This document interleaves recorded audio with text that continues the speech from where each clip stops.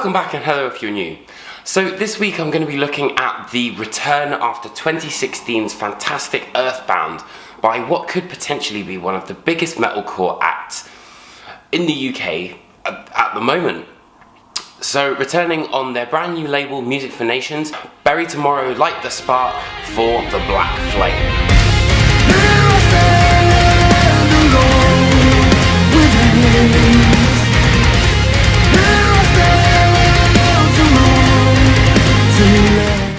One thing I can tell you about Black Flame from the word go is that there are some absolutely incredible vocal hooks on this album. For example, in More Than Mortal and both Adrenaline, each of the tracks work hand in hand together, and they've got this fantastic delivery in terms of how the vocals and also the guitar melodies are being given. But something that's always been Bury Tomorrow's calling card, you could say, are these massive choruses, and title track Black Flame is potentially, I reckon, the best song the band has ever written.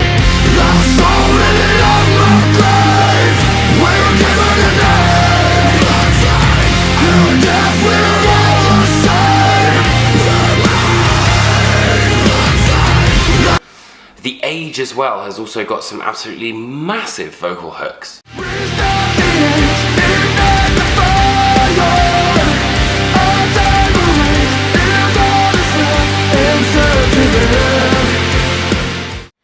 As well as My Revenge, which overall has quite a kind of metallic, aggressive sound, but when it comes into the chorus section, it has this huge soaring element, which has always been implemented in Bury Tomorrow's sound. For example, in Adrenaline, there's an absolutely fantastic hook there. And then to finish off the album, Peacekeeper has got these massive, these huge melodies that you would have heard in Last Light or Cemetery, you know, something like that. And there are also some fantastic earworms of guitar melody in The Age, where, you know, those guitar lines just slowly but surely make their way into your psyche.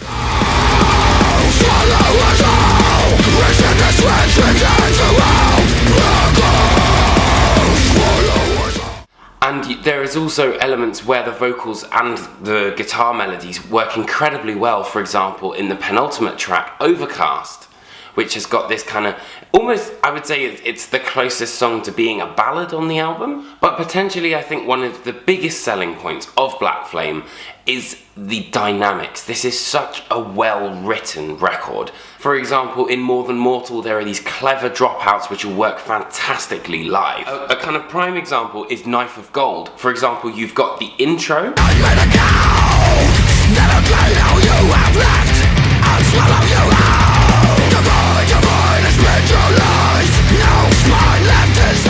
and then the move into what is the chorus.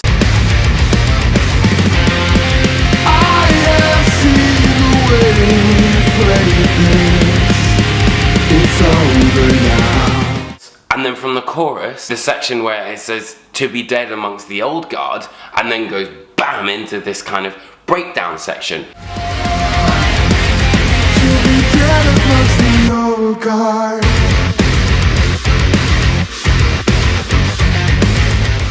And all of this is so seamlessly put together, and it's so slick that is really one of the biggest plus points about Black Flame. In terms of melody as well, I feel like the guitarists have stepped up, and the solos on Black Flame are absolutely fantastic. For example, on the title track,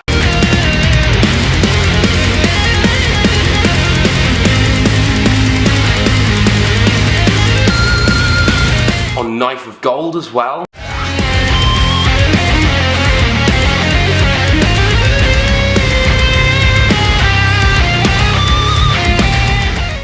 But as much as Bury Tomorrow may well be a melodic band, they're also incredibly aggressive, and I think that Black Flame showcases this probably more than anything they've ever done, and Dan Winter Bates' performance on this record is absolutely second to none. I mean, you can hear it from the word go on Knife of Gold.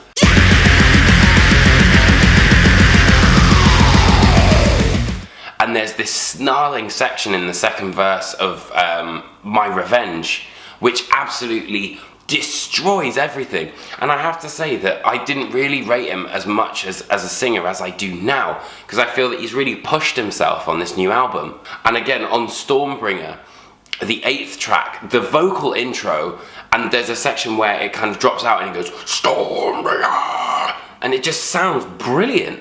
As much as the band are heavy, they've also got some absolutely incredible breakdowns as well. For example, on the opening track, No Less Violent, there are some really interesting elements there. With Black Flame, it feels like Bury Tomorrow have kind of finally broken out of that mold, and they're beginning to become something of their own entity. In terms of negatives, the only real negative I would say is that throughout the album, well, it's sort of a double-edged sword. Throughout the album, there are these sort of electronic sections which come in maybe at the end of a song or the beginning of a song. It creates this fantastic sense of continuity, but there are some elements where you're kind of like, does it need to be this long? Like, for example, in More Than Mortal, it's about a minute long. In Black Flame, it's about a minute long. But other than that, there's not really much to grumble about. In terms of the artwork, I feel that the artwork is kind of representing Bury Tomorrow as a symbol. This Black Flame is going to be iconic, I think, in their catalogue, and really is going to be something that fans will kind of gravitate towards. This is the album that Bury Tomorrow have always been threatening to make. The album walks a tightrope between melody and aggression, but does it so well with all of these dynamics that have been implemented that you really enjoy what you're hearing. Not to mention that lyrically the album, I feel, is very much resonating with what's going on, you know, in the world at the moment, and has this sense of revolution about it. Huge vocal hooks, massive melodies, and potentially their most aggressive performance to date. Black Flame is certainly not one to miss out on.